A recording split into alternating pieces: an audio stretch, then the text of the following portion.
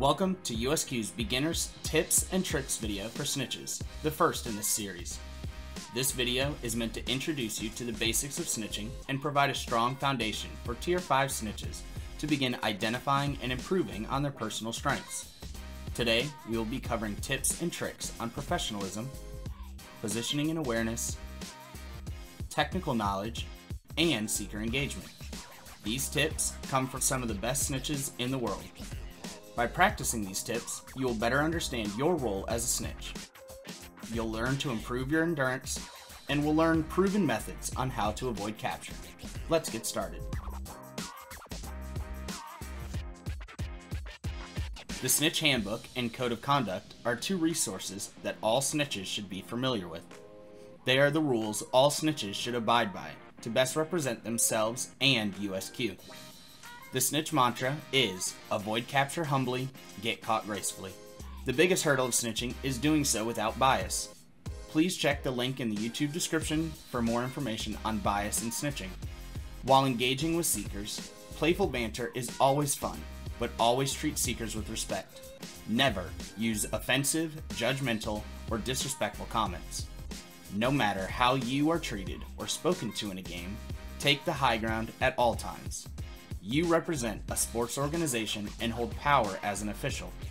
It is not your role to accept disrespect, but there are correct avenues for abusive or vulgar language directed towards you. Notify the LAR, field manager, or tournament director if you experience such behavior. Be a nice snitch. Remember, as a snitch, you are not a ref, but you are an official. Use your LAR as a resource. If you think something a seeker did was illegal, ask them. During downtime, they can clarify their calls you had questions or concerns on.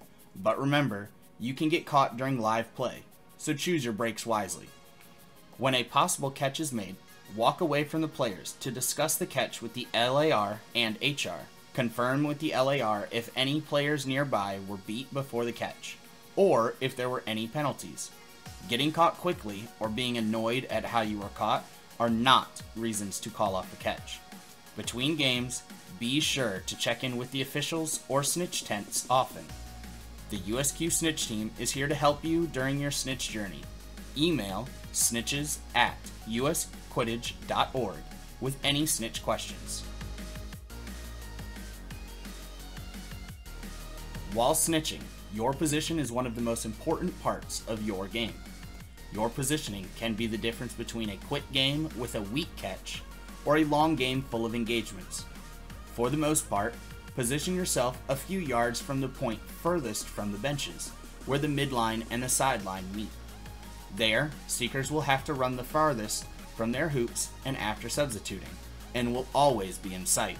We recommend using this point as your home base, which we will cover more in our intermediate tips and tricks video. As a snitch, the midline is key. You must remain within 1.5 yards of the midline at all times. If an engagement pushes you to one side, do your best to break that engagement and make your way back to the midline. During breaks in engagement, point at the seekers with your hands. This guarantees you know where the seekers are and helps you track them during play. If you feel your clothing has been misaligned during an engagement, finish your engagement and then safely take a knee. If you don't notice your shorts are askew, your LAR should be looking out for that and call you down to fix them. If possible, inform your seekers to stop, either with your hands or your voice. Pursuing the snitch while they are down and before the LAR's 3-second countdown to resume seeker play has finished is an automatic back to hoops penalty for the seeker. The more transparent you are with your seekers on calls being made, the better the experience that both you and your seekers will have.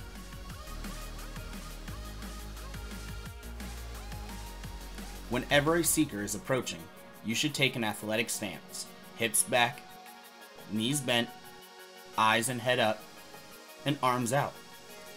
This puts the tail as far from the seekers as possible and gives you the best chance to fight off any catch attempts. By pushing your hips back and bending your knees, this will lower your center of gravity, making you more stable and allowing for more dodges and/or throws.